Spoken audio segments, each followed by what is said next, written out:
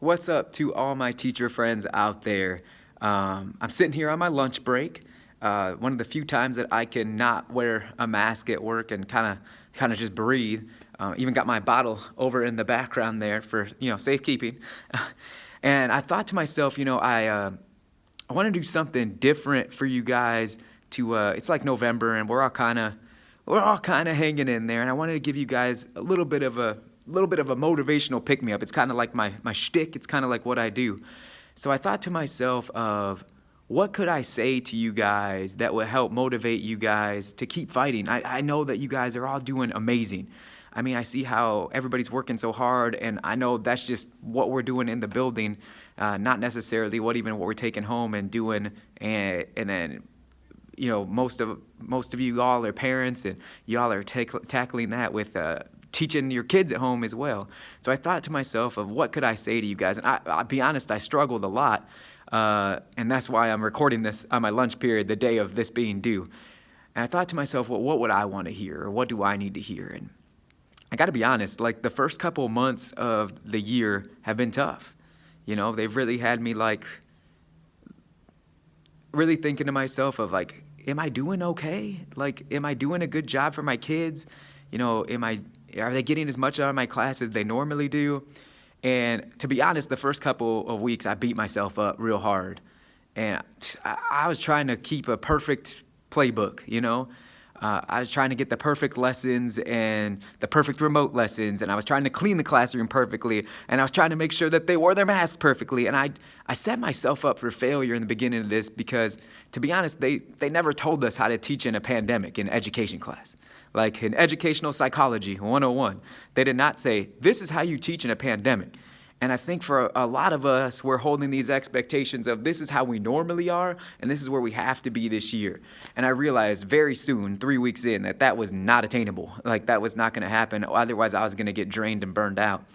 And so I thought to myself, I was driving on my way home from work one day, and I thought to myself, like, what do my students need from me this year? Like of all years, the 12, 13 years I've been doing this, what do they need from me that's different this year that I've ever brought to the table? And I was reminded of a conversation that I had with a couple of my kids about 3 to 4 years ago. I used to teach in inner city Houston, and we used to have tutorials, and we would stay till like 5:15 every day because the kids had to wait for the bus to get home because they didn't have access to drive. And through my first year teaching, pre-AP, or what we would call honors now, Algebra 2 with my students. And I had a group of kids, about 4 to 5 of them, that would stay after like every day, and they had great grades, and they just stayed after every day. And it's about March of that school year.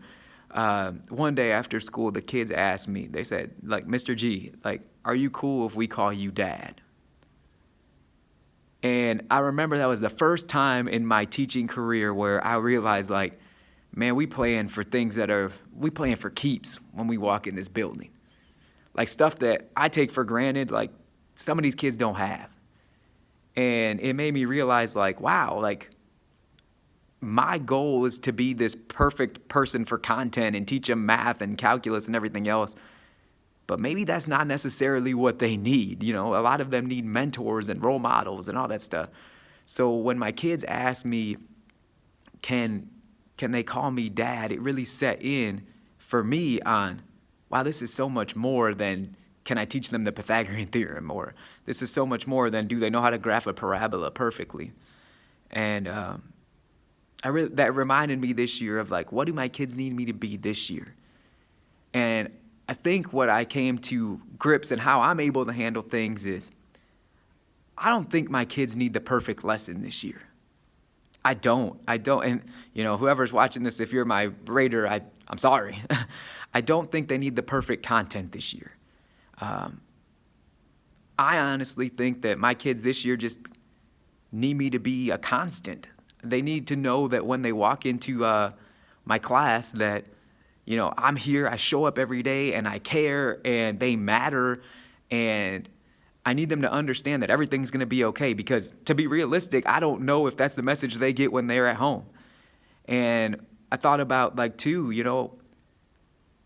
sometimes we could get so frustrated with all the to-dos that we have, but I don't want you guys to ever lose sight of every time that you walk in front of a classroom, man, you got the opportunity to be somebody's hero.